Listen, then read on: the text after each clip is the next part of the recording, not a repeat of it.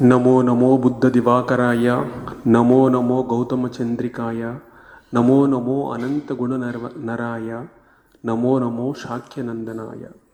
Buddham Sharanam Gacchami, Dharmam Sharanam Gacchami, Sangham Sharanam Gacchami. Today is the auspicious birth anniversary of Bhagavan Buddha. So we all know the moment when we look at the Buddha, the compassionate, we only remember. And today is the Vaishakha Purnima. It is a thrice blessed day. It was on full moon night, the middle of the May. The prince was born. His name was Gautama. And when he grew up to be a young man and he attained illumination, again on a full moon day in the middle of the May, he is known as a Buddha. Actually his name is not Buddha, he is a Gautama. After attaining the enlightenment, he became a Buddha, the awakened one. And again, many years later, when he was an old man, then when he became old on the same full moon day, in the middle of the May, he attained his final nirvana. So that's why it's called thrice blessed day. So Buddha was born in a place called Kapilavastu. His father was Shuddhodana and mother name was Maya Devi. When he was 7 days infant, his mother was passed away and he was brought up by his aunt Maha Prajapati. As we said, he was a prince. He was brought up like a prince. Samudrika Shastra, the astrologer predicted that if he happened to see the sorrow, he will renounce everything and he will become a mendicant monk. Otherwise, he will become a great ruler. The father has taken all the steps to not to see the miseries of the world by his son. He has built 3 palaces. One is a winter palace, summer palace, and the rainy season also there is one palace. So full of enjoyments. Not even a single moment you should feel some kind of misery. And days were passing so beautifully. And he was married at the age of 29 and was given a birth to a child. His name was Rahul. When everything was going so smoothly, the father thought that now the son has come to a certain level of understanding. So now I think the prediction may not work out. So then one fine day Gautama asked, I wanted to see the city. Then immediately after 20 years passed, nothing has happened actually. He's enjoying his life, he got a child. So Father Shuddhodana gave a permission to see the city. And Gautama went out to see the city. In fact, Swami Vivekananda says, description, he gives a beautiful description. He says, it was on this occasion the gods took counsel to show him the 4 sides. The gods themselves wanted to give a counsel to Lord Buddha, Gautama. So 4 sides, and one of them took the shape of a decrepit. So old man leaning on a staff and showed himself to the future Buddha. And it was said that the sight was visible only to the prince and the charioteer, nobody else. So immediately prince asked the charioteer, who was this man leaning on a staff? Immediately charioteer said, Prince, this man was once a young man. Again he became strong, but the age, he has lost his youth. Now he became lean and he need to take a support. Prince began to reflect. This happens to anyone that he doesn't know that. Then immediately asked, Oh, yeah, it happens to me also. So nobody was exceptional. Because Dehi knows me, Yada Dehi Kaumaram Yavanam Jara, Tada Dehantara Prapti. Then proceeding further, again another scene he has to encounter. The scene was this time a deceased man. He was shocked to see the deceased man. Then again he asked, what is it? The charioteer said, he was told that all men born must some kind of illness. Then he was shocked. Again he was reflecting. This is the second counsel received by the gods.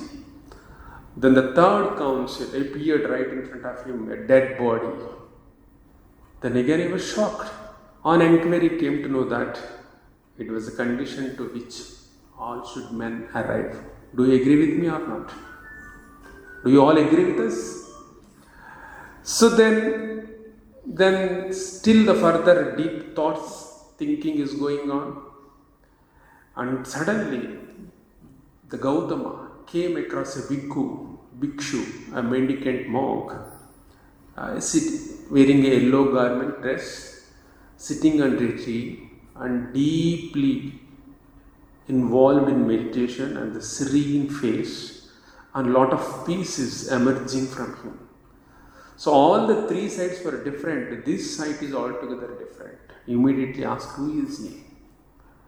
The immediately charioteer said, he has conquered the suffering. He is mendicant monk. He has renounced everything to attain the peace. It has given him a long impression to get out of the suffering. His only thing is to renounce everything. Then the friend, all these three sides put him into deep misery. But the fourth side, the beautiful counsel which is given by God, it has given immense delight, and asked the charioteer about the life of a mendicant. Then he was told that he is a monk, so he renounced everything, and he crossed over the suffering, and now he is on the pathway to attain the peace. These great four signs, counsels sent by God, caused him to think a lot. Now, what is the way out for me? How to get out of the suffering? So, all along, all these 29 years, I have not seen any suffering. But these three sides, invariably, I get into those sides. I need to undergo these sufferings. Where is the way out? What is the way out? The way out is to renounce everything. So, one fine day, the people call it, actually that day is a great renunciation day. One fine day, without informing to his father and without informing to his wife and his son Rahul, without making a sound, the charioteer Chauna is a very dedicated, very good, trusted charioteer, asked him to come along with him, and he is moving his journey from a home to a homeless life. Then after crossing the Kapilavastu dynasty, he said that charioteer, see, now you go back, you just leave me here and go back, and to inform my father not to make any efforts in search of me. So not to make any efforts to find my whereabouts, because he had now accepted once for all, this Gautama accepted once for all the homeless way of life of a wandering monk. So this Gautama is in search of the truth, in search of the way to get out of the misery, in search of the way to find peace, in search of the enlightenment. Then the charioteer, the most devoted charioteer, insisted.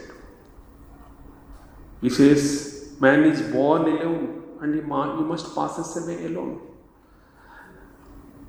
The charioteer insisted him to come back to the palace And then again he gave a small sermon to the charioteer, Chauna. So man is born alone and he must pass away alone. And in aloneness, the whole truth of life was hidden. Then the Chauna went back to the palace, informed the father. Then the Buddha said like this, not in that time he was not Buddha, Gautama said like this: there is no point in searching or verifying his whereabouts. So he started his journey for a truth.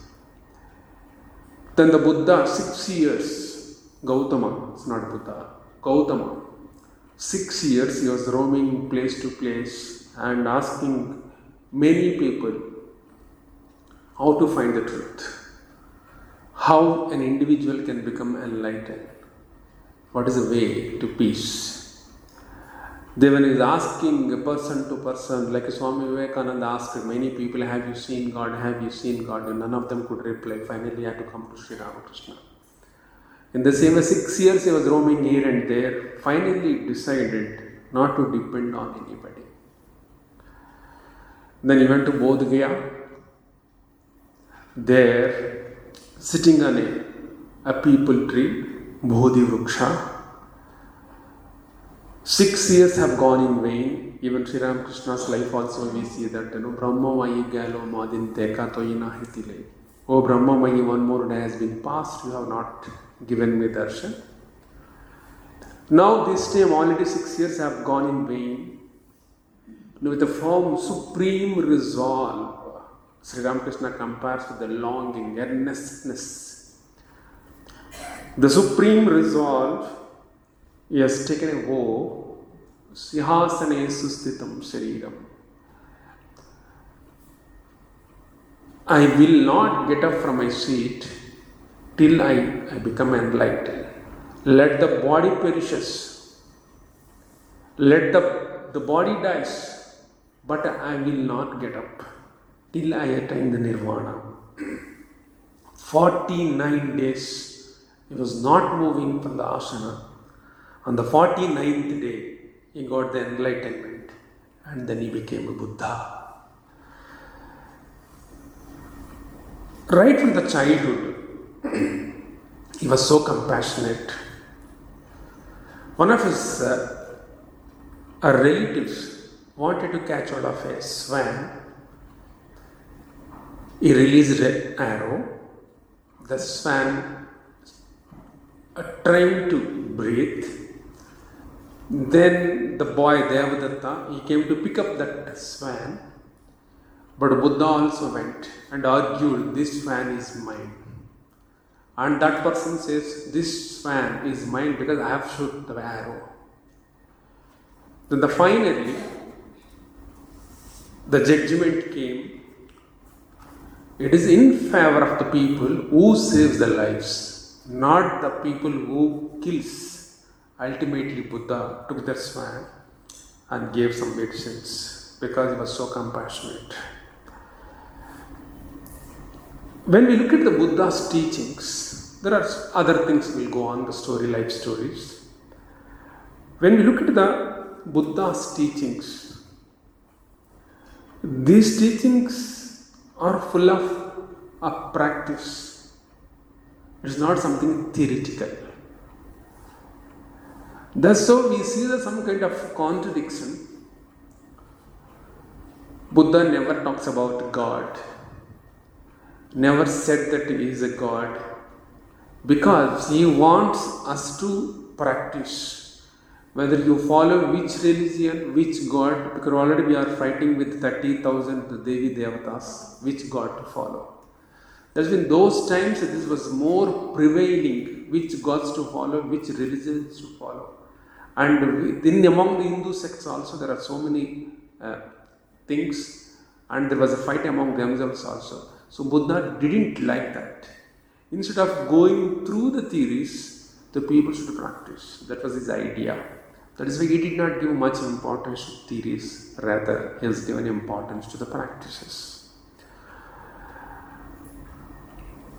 So, and I said in the beginning, is the thrice blessed day.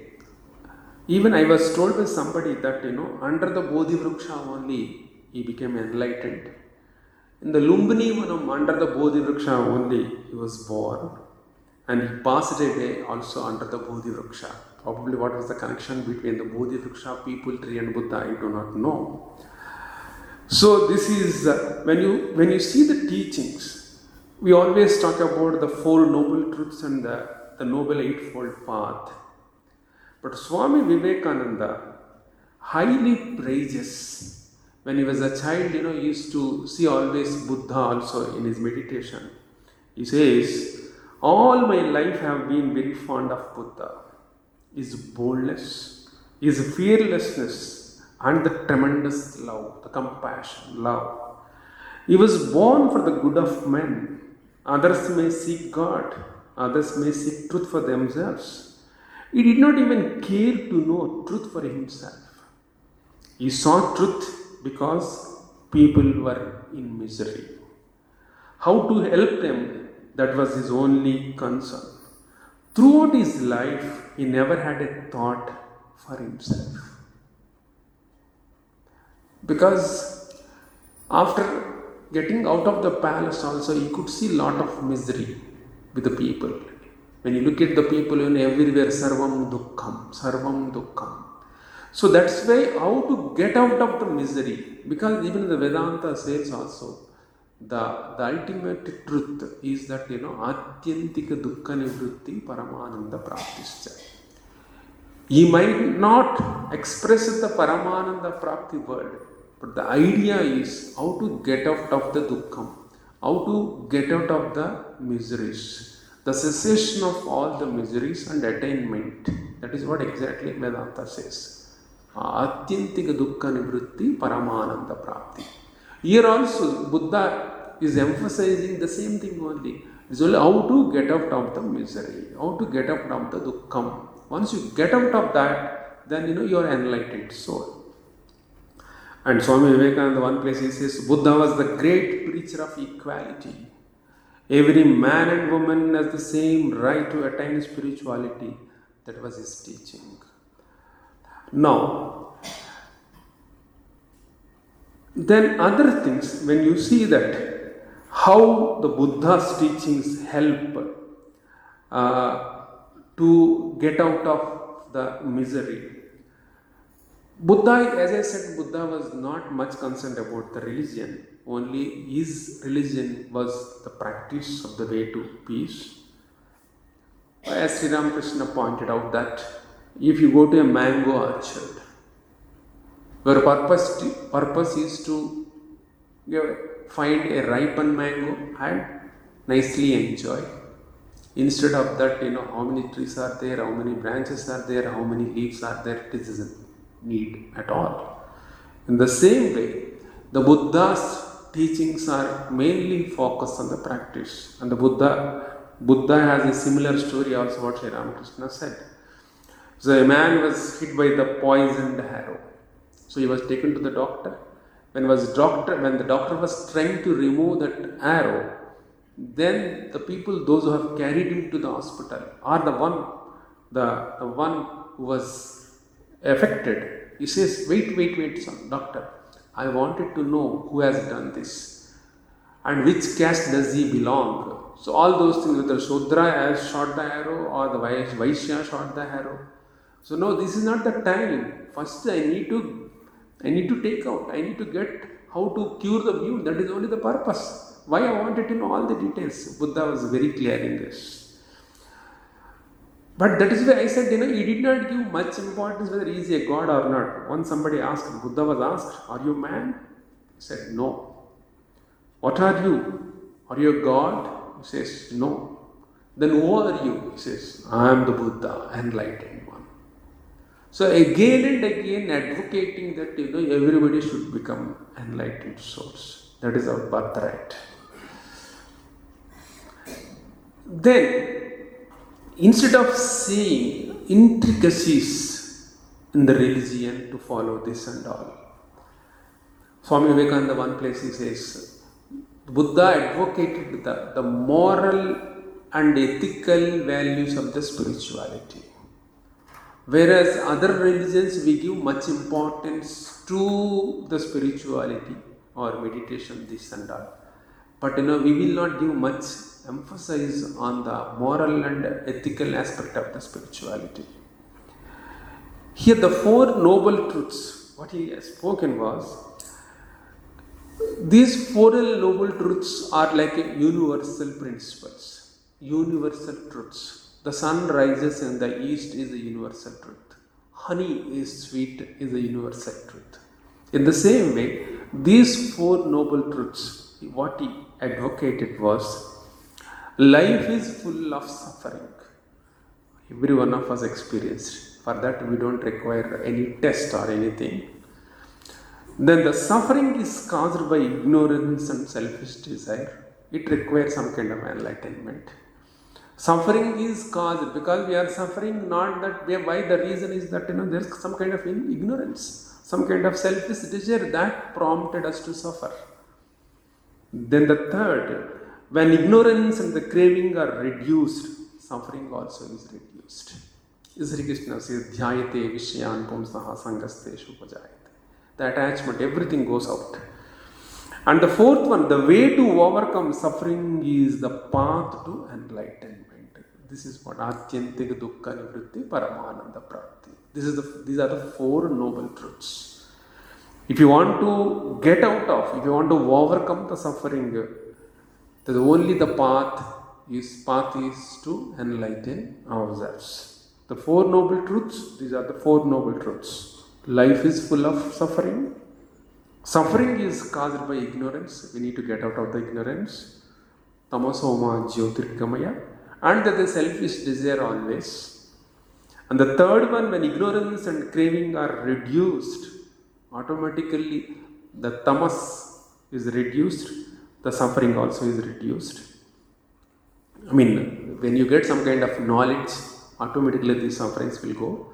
The way to overcome suffering is the path to enlightenment. So everybody should strive for the enlightenment. That is the way to overcome suffering. How to get enlightened? What is the way out? So there he gives the noble eightfold path, Ashtanga Marga. This Ashtanga Marga is very simple. People say, Swamiji, when we were preparing for the UPX exam, we just read this, Samyak Drushti, Samyak, all those things. But these are the things to be followed. So the first thing is as a right view. So when you travel in the hilly areas, we see the point, the one point will be the right view or, clear view point. So people will go and take the selfies and all.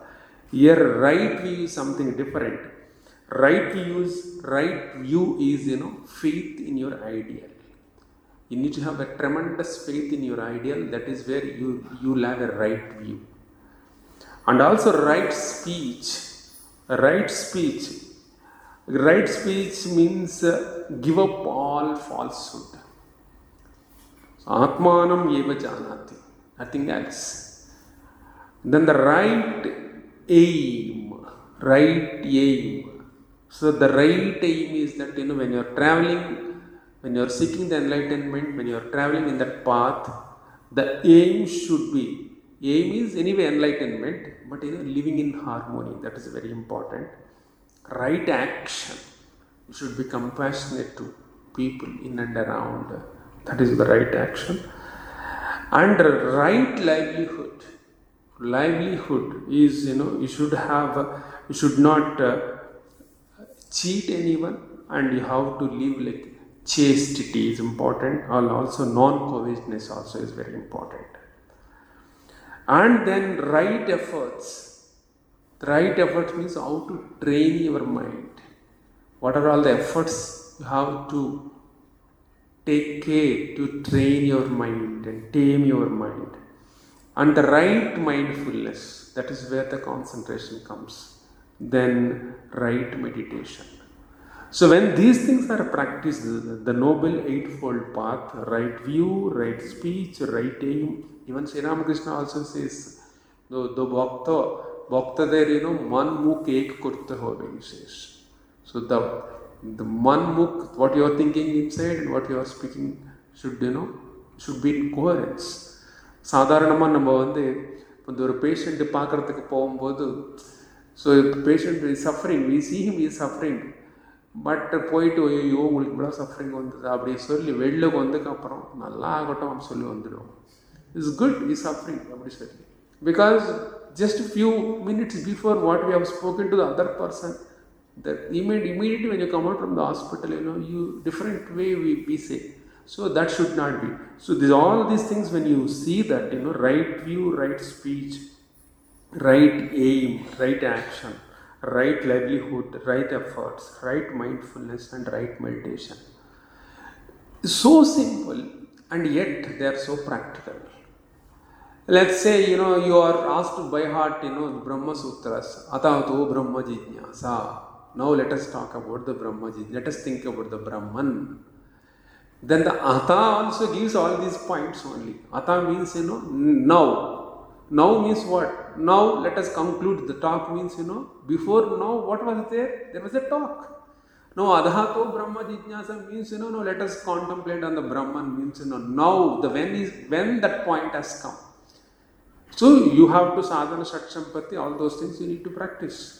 In the same way, the enlightenment, so is our birthright. Everybody should be enlightened. Everybody should get enlightenment. Then what is the way out is that, there are simple methods. No, should I meditate like Buddha 48 days, yahasana sustitam shariram, let the body perishes, let the body turn into ashes. Till I get enlightenment, I will not get out of the seat, I will not get up from the seat. Here he says, to get that, all these things to be practiced. First you should have a conviction on the noble truths, all the 4 noble truths. Then once you convince it that, world is sarvam dukkham, world is like this only, world is like this, dukkhalayam ashashvatam, Sri Krishna says in the Bhagavad Gita, the world is like a dukkhalayam, ashashvatam. When you convince only, you will think how to get out of it. Because the conviction is varliyan vechukonga. If you don't convince that, world seems to be so joyful for all of us. Once you convince that, then what is the way out? He says the way to overcome suffering is to path to enlightenment. What is that path? These are the eightfold. Right view should be very strong in us. Faith in that ideal. My ideal too is to become enlightened. And right speech. Though I may be having an ideal right view, but what is my speech? To reach that ideal, I need to think day and night. So Atmanam eva janati. I have to work it out. Day and night I need to think about it, I need to talk about it. Then the right aim. So when the process is going on, we need to live in harmony.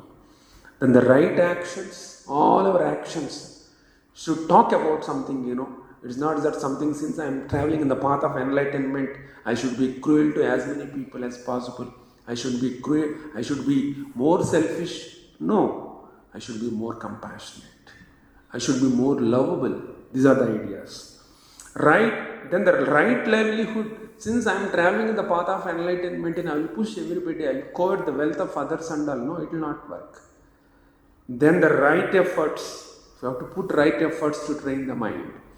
And right mindfulness, then the proper concentration and the right meditation. Then that is where you will be enlightened.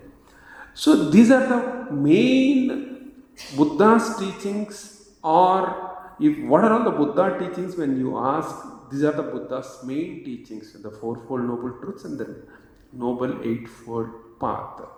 And the rest, all the teachings you will find in the Dhammapadam. Dhammapadam means actually in Pali language they call Dhammapadam, it is a Dharmapadam. So Dharmapadam is a compilation of many of the teachings of the Buddha. So these teachings, it is not simply he has taught. So when he has experienced something when he was living in this world, and he will narrate a story. So this is what happened. Then what is the lesson from that story? He will give a teaching. That is what Dhammapadam, a story and a teaching. Then everywhere, so let us say one more incident I will tell. So Buddha and his chief disciple Ananda, they were all going to a place where Buddha was supposed to give a talk. Then when they were going, one of the disciples of the Buddha, he was suffering from fever, and all the disciples they were going with the Buddha. Immediately Buddha turned at the disciple who was suffering. Immediately went and asked about him, how are you and all. So some medicine he makes, some medicine he has given, and what are all the things to be needed, everything is served. Buddha himself served to his disciple who was suffering. Then he was going. Then after they went to a place where he is supposed to give the sermon. Then the chief disciple Ananda asked, sir, what is the sermon that you are going to give today? Then the Buddha said, already the sermon has been given. What is that sermon? A man who was suffering from the fever, you just left him, and in order to listen a sermon from me, and you have come away. You left that person. So what I did was, that was only the sermon. So these are the practical things Buddha gave. So then all the teachings, let us say, right from the beginning when you read, so how the path of the enlightenment, what are all the difficulties we come.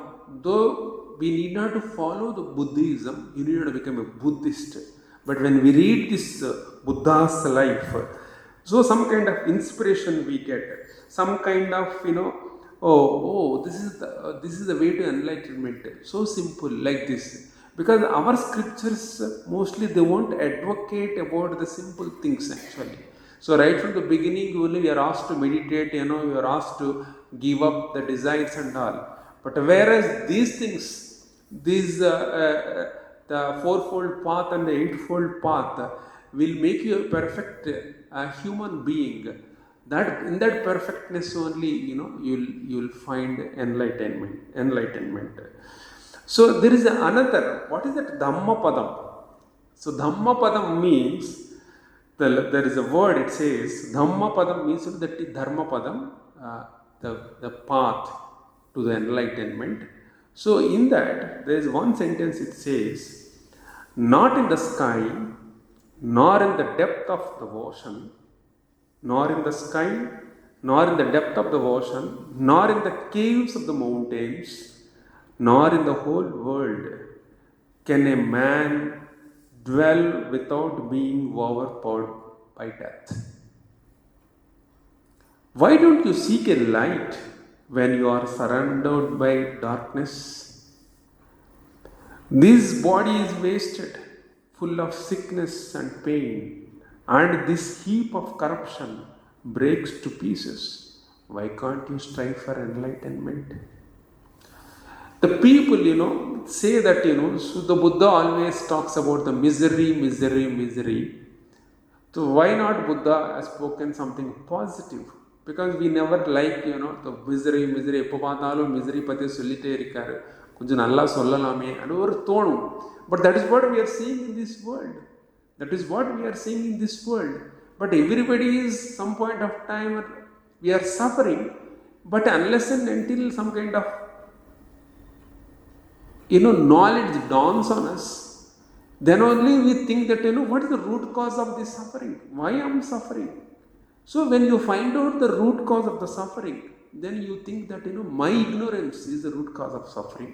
How to get out of that ignorance? So what is the way out to get out of the ignorance? When I get out of the ignorance, so these miseries altogether they are disappearing. Then what is the way out completely? How can I get out of the misery? Is this enlightenment, the path to the enlightenment. So systematically. So when you convince that, okay, now this is the time I understood that, my cause of suffering is only the ignorance. When the ignorance is reduced, my suffering also is reducing. Then where is the how to reduce altogether my ignorance should go away means what is the way out? The way out is to find out the path to the enlightenment. Now the sadhaka seriously start thinking, what is the way out to enlightenment? Immediately Buddha gives this eightfold path. First வந்து நீங்க சரி பண்ணுங்க, இப்படி இருக்கணும், இப்படி இருக்கணும், இப்படி இருக்கணும், இப்படி இருக்கணும். Then finally, this once you practice all these things, then you are the enlightenment. Buddha says it is a birthright. It is your birthright to enlighten. That is what he says. So that is why the Buddha, he might not have advocated a god, or somebody asks, are you a Brahman? He says no. Are you a god? He says no. Who are you? Then enlightened one, as I said. So he is reminding us again and again and again and again, it is your birthright to enlighten. That is the way out of your sufferings. So this is the overall picture of Buddha's life and teachings. Just I will recap entire thing what I have said in the 5 minutes, and we will wrap up. So the Buddha is the enlightened one. So he was born to a parents of Shuddhodana and Maya Devi.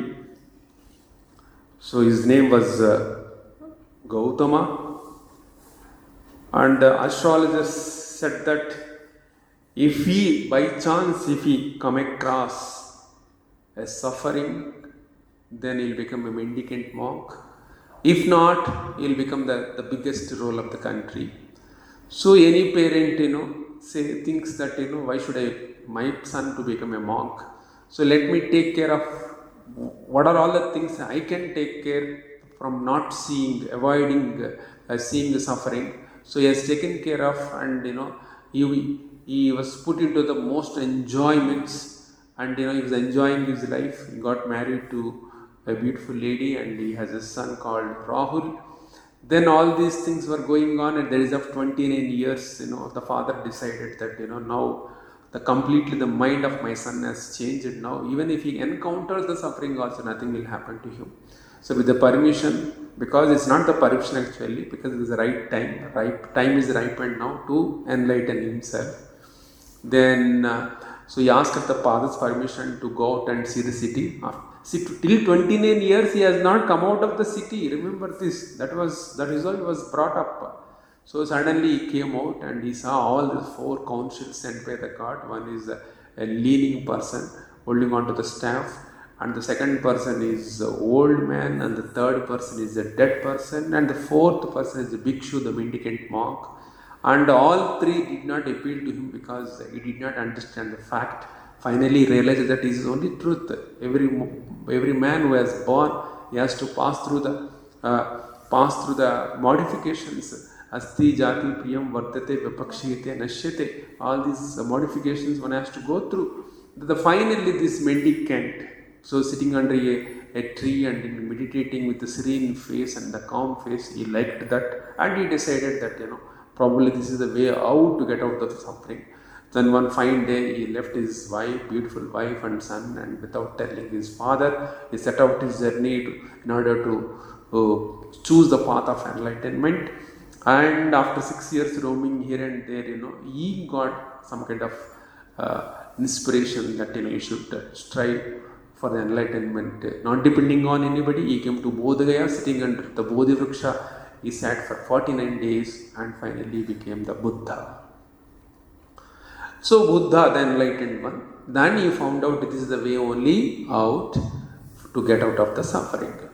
Then he gave the teachings that it is not that he has not given more of theoretical systems.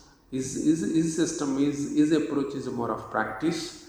So right from the beginning you see that he will not advocate so many things.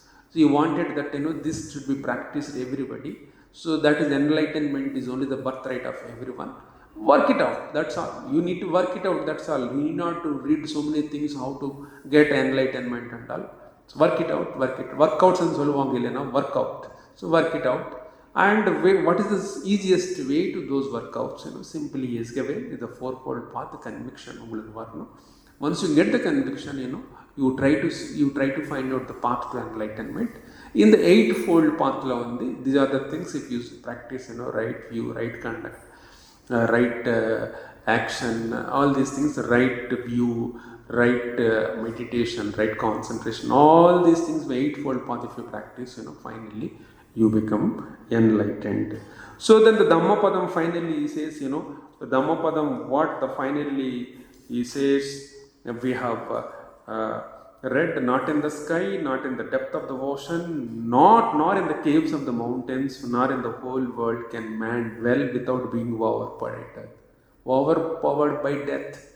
Even if you travel in, if you live in a sky, if you live in the deep most of the waters also, death engulfs us. So no matter however you save. So why don't you seek a light when you are surrounded by darkness?